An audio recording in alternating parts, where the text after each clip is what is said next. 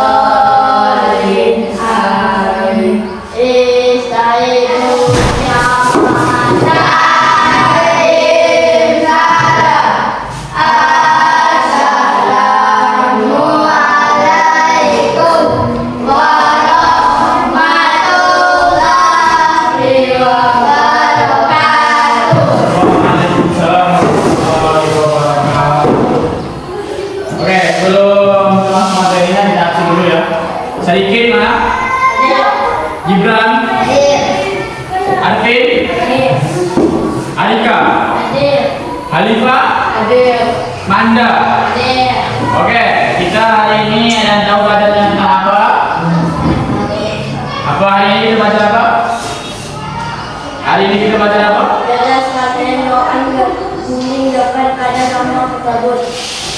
Oke, kita ini akan belajar tentang gerakan senam lantai yang mengacu kepada gerakan guling depan dan guling belakang. Nah, jadi kita hari ini akan belajar tentang senam lantai, gerakan senam lantai. Ada yang tahu apa itu gerakan senam lantai? Enggak? Ada yang tahu? Gerakan senam lantai. Senam lantai itu adalah salah satu cabang olahraga senam yang dilakukan di atas matras tanpa menggunakan alat. Nah, jadi senam lantai ini adalah salah satu gerakan atau cabang olahraga yang menggunakan matras atau yang bisa kita panggil itu pelindung bagi kita supaya kita tidak cedera saat melakukannya. Nah, pertama. Nah, jadi apa itu senam lantai? Senam lantai kan itu adalah salah satu cabang olahraga senam yang dilakukan di atas matras tanpa menggunakan alat. Apa itu matras? Matras itu kan seperti kalau kaki kita itu seperti tempat tidur, guling atau gantung, tapi bukan guling. Itu matras itu kayak tempat kita tidur, kayak alga itu mana. Nah, jadi tempat matras itu bergunanya itu untuk melindungi kita dari apa itu yang namanya cedera. Nah, kenapa harus pakai matras? Karena matras itu kan bahannya itu empuk, jadi tidak mudah kita cedera. Yang harus untuk tidak menggunakan alat. Nah, menggunakan alat kita tidak menggunakan alat. Seperti kalau kita tolak peluru kan pakai alatnya peluru.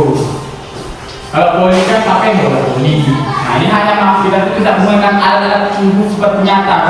Hanya kita itu menggunakan matras saja. Ya, paham?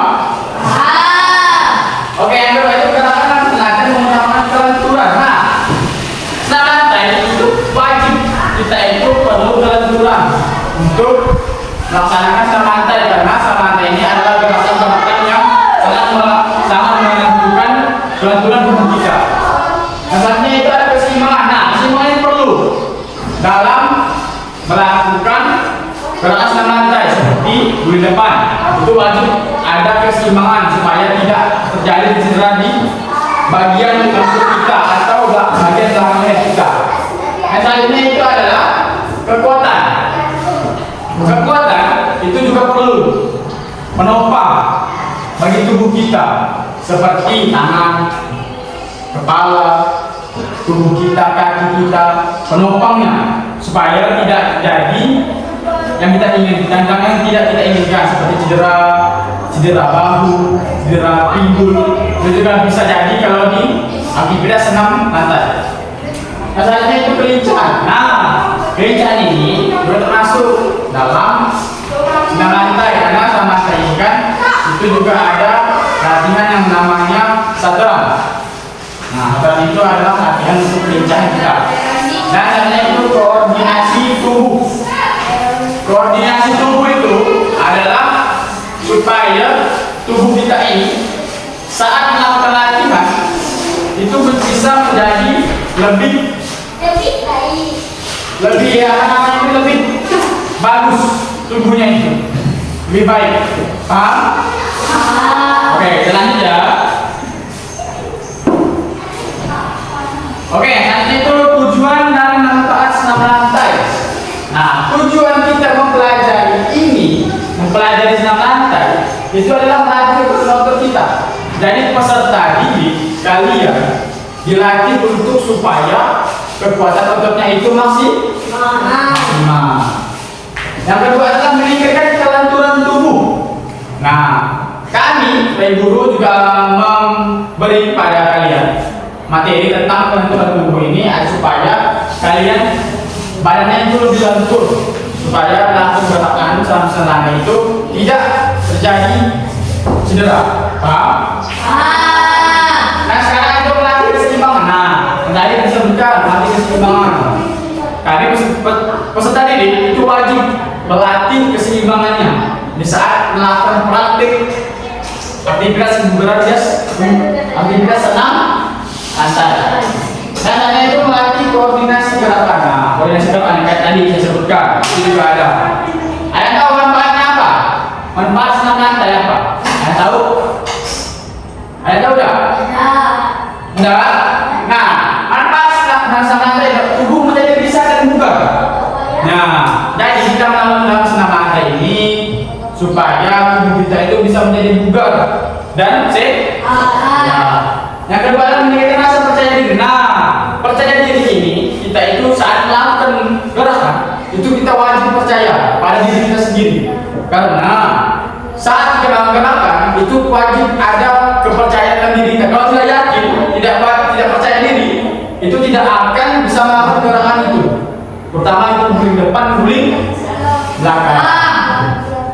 Dan saudara kasih keberanian. Nah, keberanian dalam gerakan senam lantai kayak roda depan ke belakang atau guling depan ke belakang itu wajib ada keberanian dalam melakukan gerakannya supaya tidak ada keraguan dalam dirinya.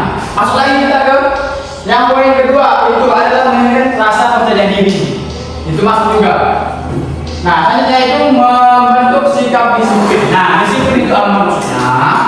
Saat disiplin melakukan gerakan itu wajib kalian itu sesuai dengan struktur yang apa diajarkan oleh guru kalian. Paham? Oke, selanjutnya kita itu masuk kepada pengertian guling depan.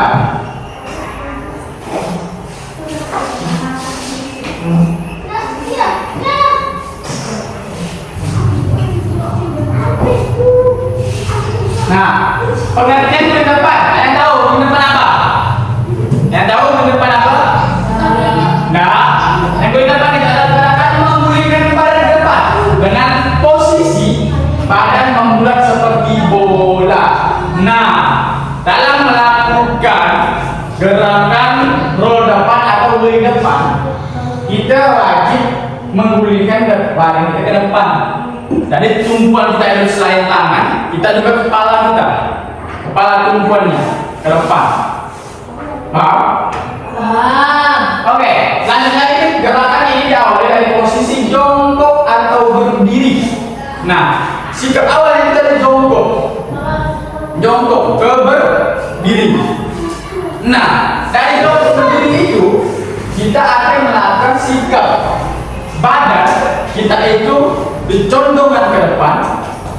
membentuk seperti bola. Lepas itu kita berguling ke depan melakukan dengan pendaratan yang bagus, dengan mempunyai keseimbangan yang bagus. Seperti tadi saya sebutkan, memerlukan keseimbangan, melatih keseimbangan. Karena di guling depan ini wajib kita mempunyai keseimbangan tubuh kita. Oke, sampai sini paham? Penjelasannya? Oke, sekarang kita masuk kepada teknik dasarnya. Ada yang tahu teknik dasarnya apa? Ada yang tahu? Tidak? Oke, kita masuk kepada teknik dasarnya guling depan. Itu adalah langkah-langkah dalam guling depan. Itu pertama awal jongkok.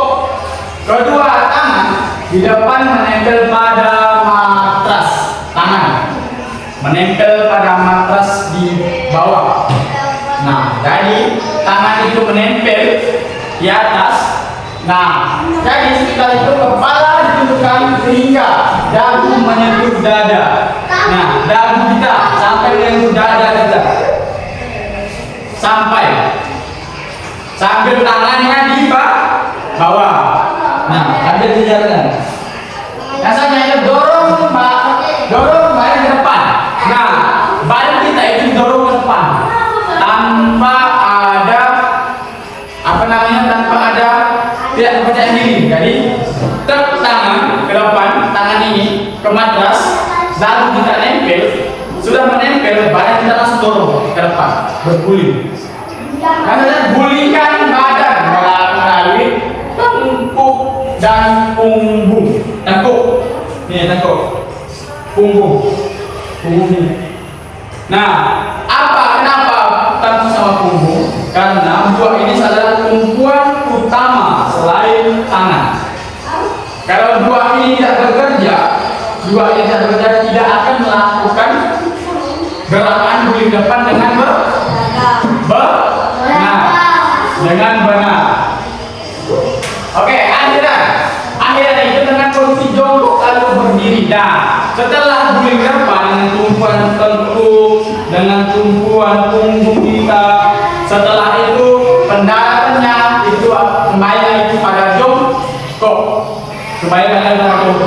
dengan langsung berdiri. Nah, selanjutnya kita masuk lagi ke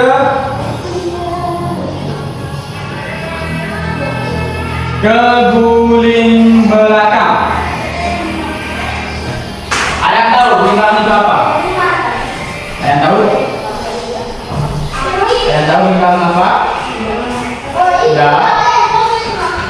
Nah, guling belakang adalah gerakan mengguling badan ke arah belakang yang posisi tubuh tetap membulat. Nah, seperti tadi yang Bapak sebutkan, dari gerakan yang guling depan sama, gerakannya tidak berubah, cuma posisi saja yang berubah. Yang awal tadi kan posisinya roll depan, sekarang adalah roll belakang.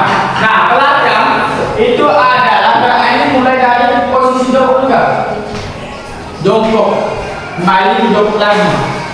Kenapa jongkok?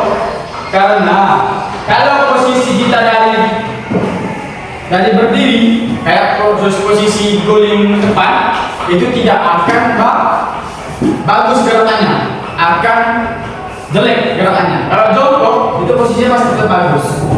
Nah, paham sampai sini, paham?